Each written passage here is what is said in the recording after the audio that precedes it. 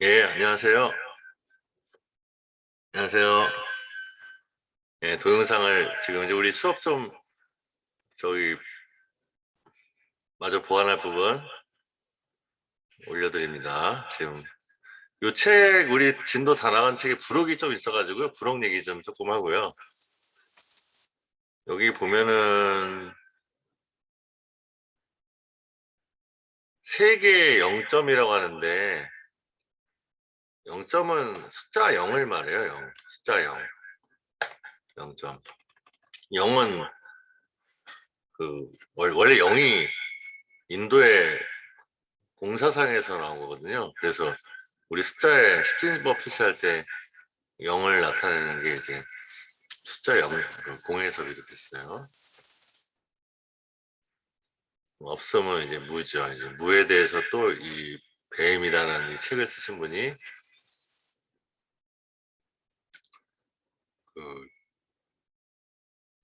서양과 인도와 중국의 영에 관한 사상을 좀 비교했습니다.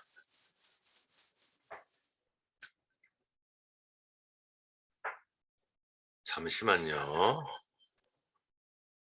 집에서 하고 있는데 지금 네, 그래서 이제 0점 없음에 대한 이 세 문명을 비교한다는 거는 무에 대한 없음, 무에 대한 개념에 대한 이 세 가지 그 문화의 차이를 말하는 겁니다. 그래서 이 세 가지 완전한 이 부정이라는 건 존재론적 부정, 존재론적이란 말이 이전에 얘기했지만 잘 와닿지가 않는데요. 사실은 가장 근원적인 게 존재니까 가장 근원적인 시각이나 기준에 있어서 이 부정, 무는 부정이죠. 존재는 긍정이고 무는 반대로 부정이라고 할 수 있잖아요.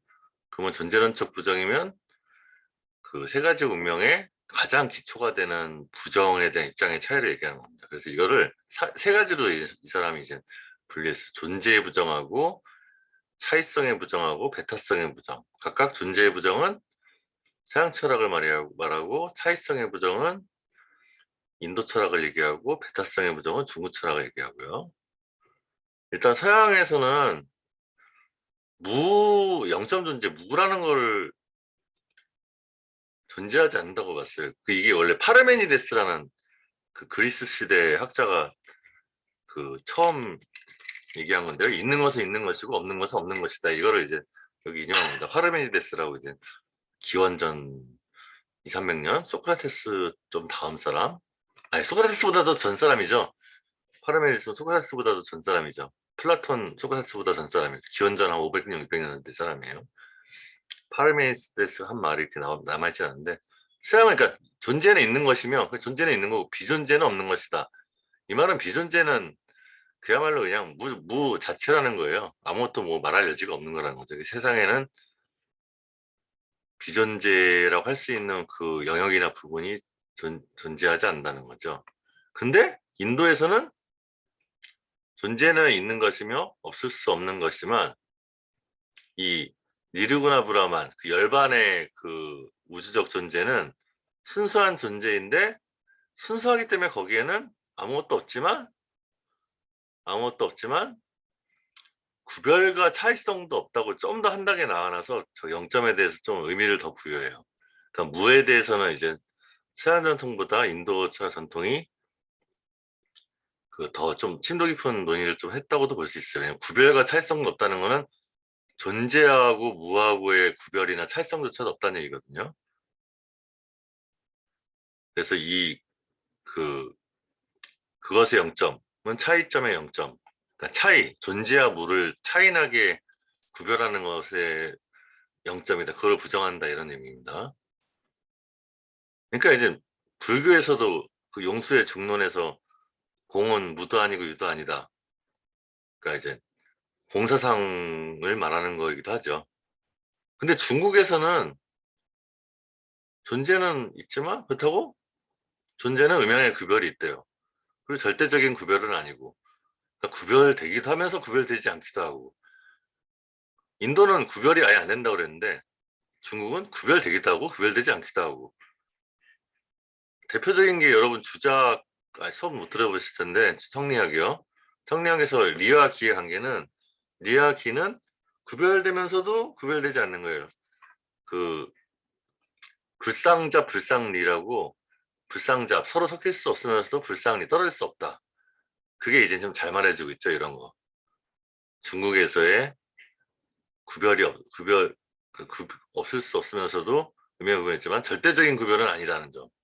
그래서 음양은 서로 상대방을 나타낼 정도로 상호내적, 그러니까 상호내적이라면 상대편이 자기 안에 있다는 얘기입니다. 완전히 배척하지 않습니다. 또 뭐 중용사상과 연결되고요. 논리적 측면에서 얘기한 거는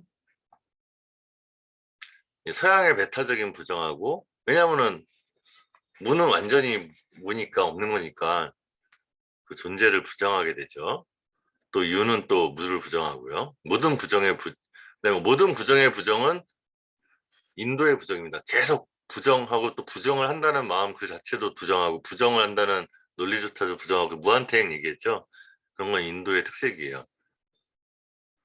서양 철학은 존재하고 무가 분리되고 무가 없는 거라고 딱 규정 내리면 그걸 끝인데, 인도는 더 깊이 파고들어서 무가 없는 것이고 부정이면은 그 부정 자체도 없어야 되니까 그 부정을 또 부정하는 거죠. 그래서 부정의 부정이에요.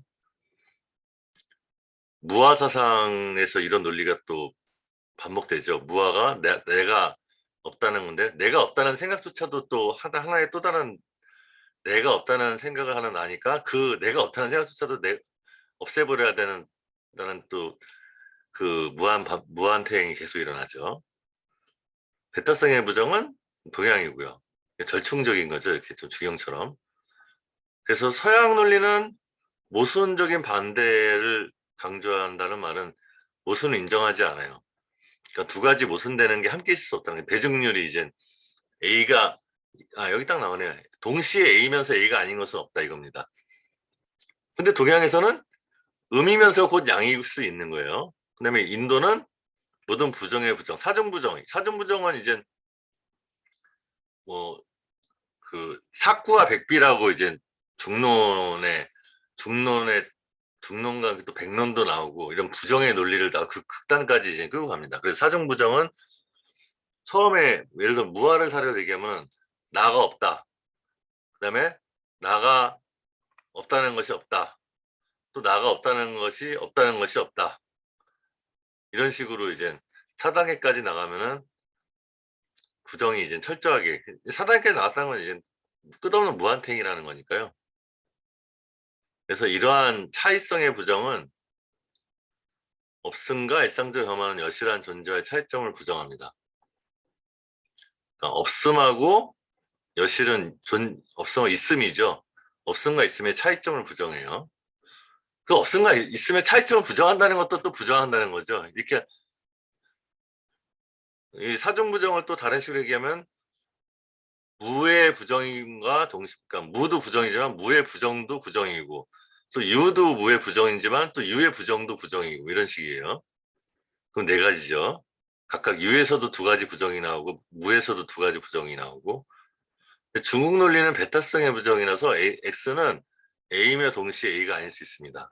모순의 통일이라고도 말하는데요. 주역의 음양 사상이 이제 좀 대표적이죠. 그것은 음과 양이고 상대를 배척하지 않습니다. 또 상대로부터 의의를 갖고 상대방을 통하여 완성되고, 뭐 노자의 상반상성이라는 그런 말도 있고요. 모든 양적, 여기서 양은 음양할 때 양입니다. 모든 양적인 요소는 음적인 요소를 가지고 있다. 그래서 서양의 부정은 존재의 부정이고 구별의 부정이나 배타성의 부정이 아닙니다. 구별의 부정과 배타성의 부정, 구별의 부정은 인도고 배타성의 부정은 중국 철학이죠. 인도의 부정은 차이성의 부정, 계속 반복됩니다. 존재의 부정보다는 배타성의 부정을 포함. 중국의 부정은 배타성의 부정이며 존재의 부정이나 차이성의 부정을 포함하지 않는다. 중국의 부정은 존재도 부정하지 않고 존재와 비존재의 차이도 부정하지 않고 그냥 모든 걸 있는 그대로 자연스럽게 본다 이렇게 봐도 되겠습니다. 유와 모를 있는 그대로 자연스럽게 본다. 뭐 이렇게 볼 수 있을 것 같습니다. 그래서 일단 우리 주교제인 이거 내용은 끝났고요.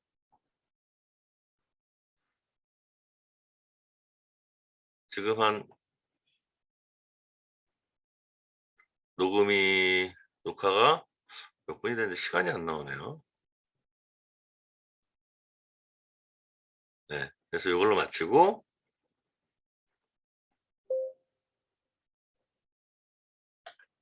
네, 다른 교환 한번 보죠.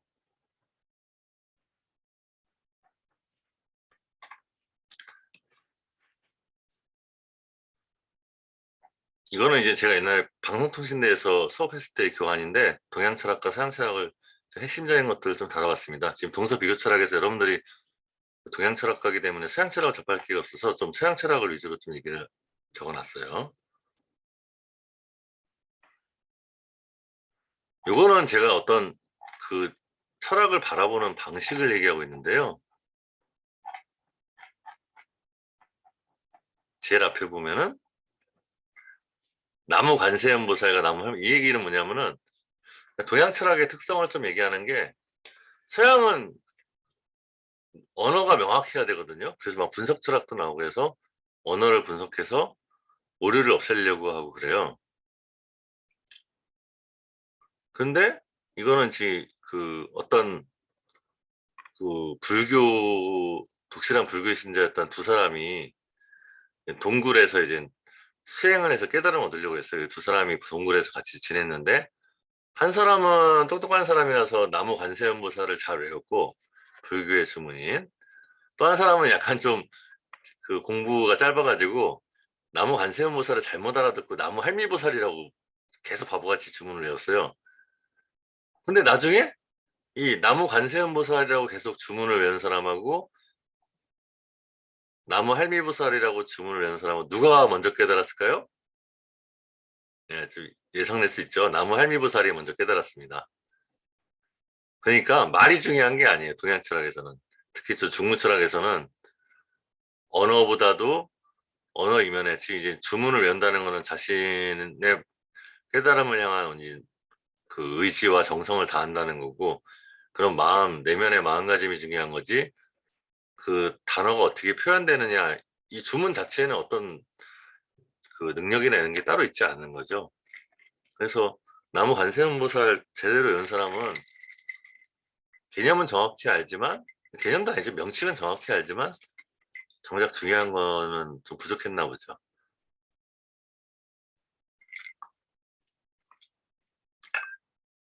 그러니까 어떻게 보면 우리한테 교훈을 주는 게 많은 것을 막 아는 것보다도 한 가지라도 내 주변에 가까운 곳에 한 가지라도 정성을 들여서 다 아는 게 특히 뭐 불교 같은 경우는 뭐 유학도 마찬가지겠지만 불교에서는 깨달음에 가는 길이라고 봤습니다. 서양은 약간 좀 부정과 비판의 길, 아까 이제 무에 대한 관점에서도 좀 나오잖아요. 무하고 유가 완전히 대립되고, 서양은 좀 약간 부정과 비판의 길이거든요. 소크라테스가 맨날 그 지혜롭다고 그 유명한 평판 있는 사람들 다 쫓아가서 삼파스리라고 하면서 막 따졌잖아요. 논쟁하고. 약간 회의 의심하고. 근데 이게 사실은 이제 과학 정신으로 이어서 서양의 과학이 먼저 발달했죠. 이런 장점도 있긴 하고요. 과학이 먼저 발달하는. 근데 동양 철학은 긍정과 수용, 뭔가 믿음을 중시하고 잘 믿고, 뭐 스승의 가르침이나 아니면 전통을 잘 믿고, 그다음에 과학보다는 뭔가 인생의 가치나 그 도덕적인 측면 이런 것들을 좀 더 강조했습니다. 그리고 동양이 좀 더 생명이나 노자에서 보는 무의자연 얘기하듯이 자연에 대한 그 이상향, 자연스러움 이런 것들을 좀 강조했습니다. 경전없는 마음에도 이건 좀 뜬금없을 수 있는데요. 제가 그 서유기층 말씀드렸죠. 나 삼장목사가 요괴를 수백 마리의 요괴를 물리치고 고생고생해서 인도에 가가지고 경전을 가져왔는데 경전에 글자가 하나도 안 적혀 있었다고요. 이거는 제 개인적인 좌우명입니다. 경전 없는 마음에도. 이 무자도 사실 이 무자가 아니에요. 봅시다. 옛날 고무자로 쓰려고 그랬는데, 네, 같은 무자입니다. 같은 무자입니다. 그러니까 철학이라는 거는 우리가 철학과 철학하면 좀 달라요. 철학하면 약간 동사적인 거고 실제로 내가 해보는 거고 실천하는 건데, 철학은 약간 정형화된 거죠. 학문적으로 철학하는 게 말하자면 철학이라고 할 수 있어요. 근데 철학함 이런 구분을 비트겐슈타인도 이런 말을 했던 걸로 기억해요. 비트겐슈타인이 우린 철학함을 해야 된다. 철학을 하는 게 아니라 철학만 하면 그거는 이제 다 이제 지식에 불과하게 되죠. 철학함, 함이라는 거 내가 좀 강조를 해야 되겠죠. 철학함. 그거는 꼭 책 속에서만 공부하는 게 아니라 인생을 교과서로 삼아서, 또 여러분들이 이제 취업하고 하면은 직장 생활을 다 교과서로 삼아서 스스로 성찰하고 이러는 것들. 철학은 진짜 철학책에만 철학이 들어있는 게 아닙니다. 모든 인생이 다 철학이 들어있습니다.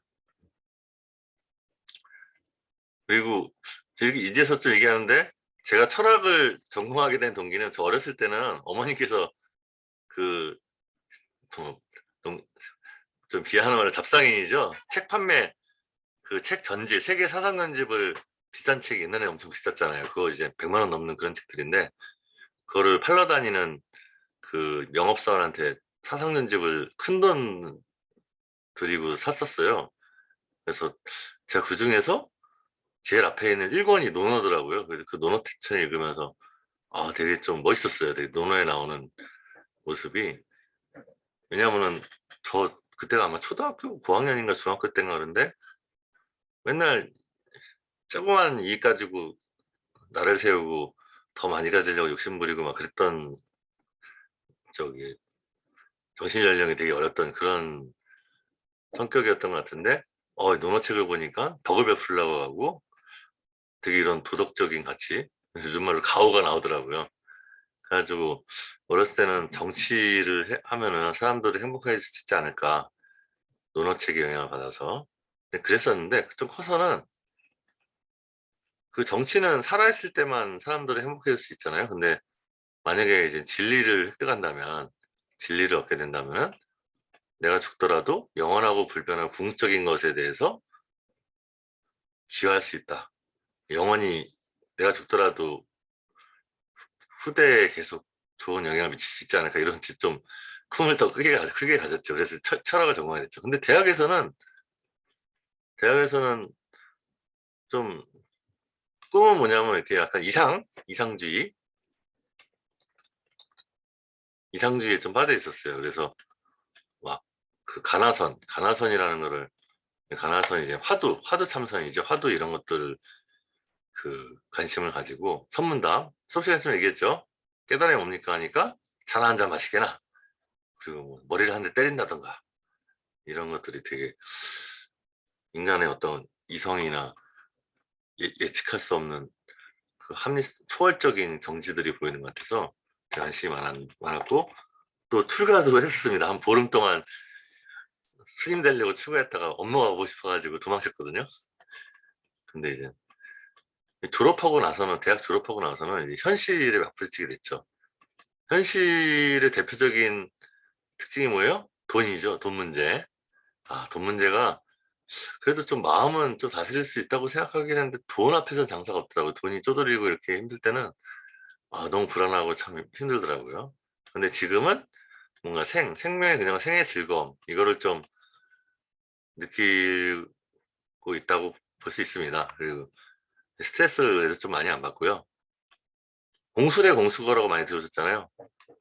빈손으로 왔다가 빈손으로 간다. 태어날 때 우리 빈손으로 오죠. 돈 들고 나오는 거 아니잖아요.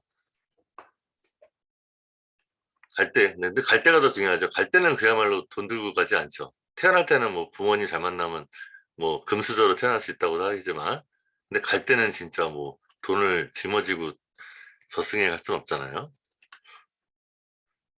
그래서 오히려 이런 뭔가 내려놓고 이런 것들이, 내려놓는다는 거는 어떻게 보면 너무 또 인생을 허무하게 볼 수 있는 수도 있는데, 좀 이런 허무주의를 좀 극복하려고 한 게, 저는 좀 이제 현실, 다시 또 현실. 왜냐면 현실의 구현, 현실의 구현. 이상만 추구하는 게 아니라 현실적인 구현에 좀 관심을 가지게 됐습니다. 뭔가를 이제 업적을 이룩하는 건물을 짓는 것처럼 이런 그 공술의 공수고를 나타내는 노래 가사가 내가 나를 모르는데 난들 너를 알게. 이건 제가 가사를 잘못 알아듣고 쓴 건데 원래는 내가 너를 모르는데 난들 너를 알게 됐냐인데요. 알몸으로 태어나서 옷 한 번 옷. 이게 저한테 되게 용기를 주는 말입니다. 이게 이제 김국환이라는 가수의 타타타라는 그 노래 있죠.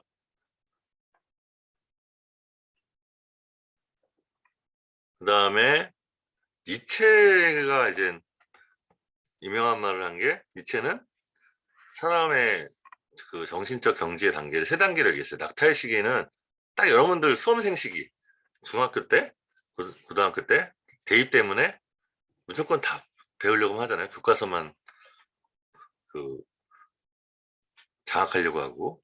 근데 사자의 시기, 어떻게 보면 대학생 때가 그럴 수도 있어요. 아니면 대학생 때도 여전히 취업 준비 때문에 낙타의 시기일 수도 있는데 집만 짊어지고, 사자의 시기에는 이제 사회생활 하다가 어느 정도 위치에 올라가지고 좀 실력 발휘할 때, 사자의 시기는 이제 아래로 내려다보죠. 세상이 다 내 것 같아요.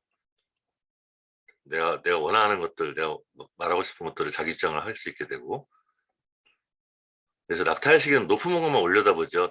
주변이 다 높아 보이니까 나보다, 나는 낮은 데 있고. 근데 사자의 시기는 아래로 내려다보는 것 같은, 좀 교만할 수도 있고. 그러다가 마지막에 니체는 아이의 시기를 말합니다. 아이의 시기는 그냥 아무 생각이 없죠. 근데 아무 생각이 없지만 그거는 초월적인 모든 구별이나 그 분별을 다 초월한 초월적인 태도니까 꾸밈 없는.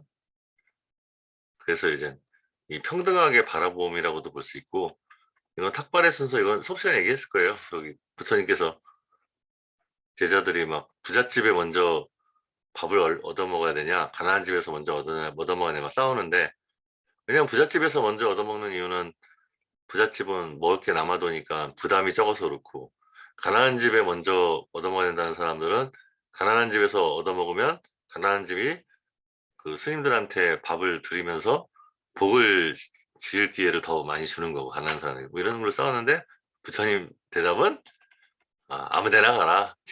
발 닿는 대로 집 지는 데 먼저 가라. 평등을 얘기한 거죠. 평등을. 네. 이건 이제 니체가 한 유명한 말입니다.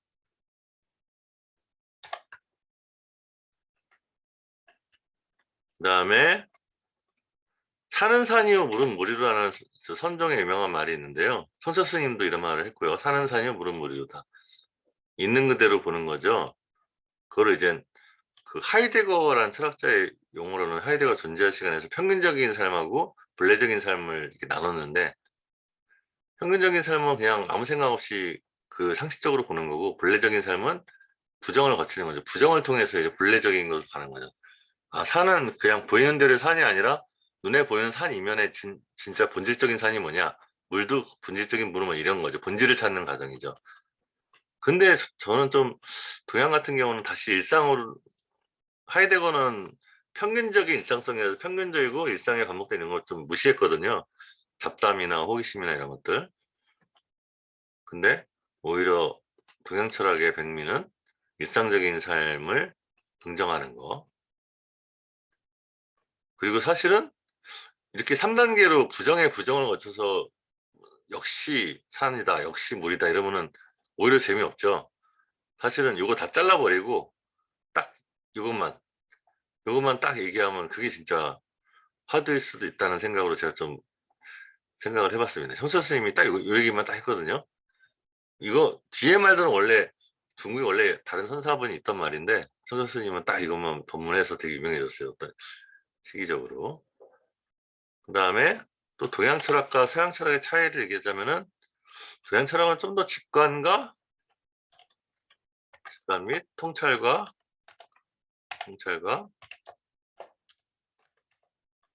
이성, 논리 뭐 이렇게 뭐 볼 수 있지 않을까. 근데 이거 꼭 그렇다고 해서 서양 철학의 직관 및 통찰이 없는 것도 아니고 또 동양 철학의 이성민 논리가 없는 것도 아니에요. 이분법은 좀 위험합니다. 도식적인 이분법은. 자, 그다음에 한국 철학의 정체성은 중국 유불도가 한국 성리학에 녹아들었는데, 유불도는 유교와 불교와 도교죠.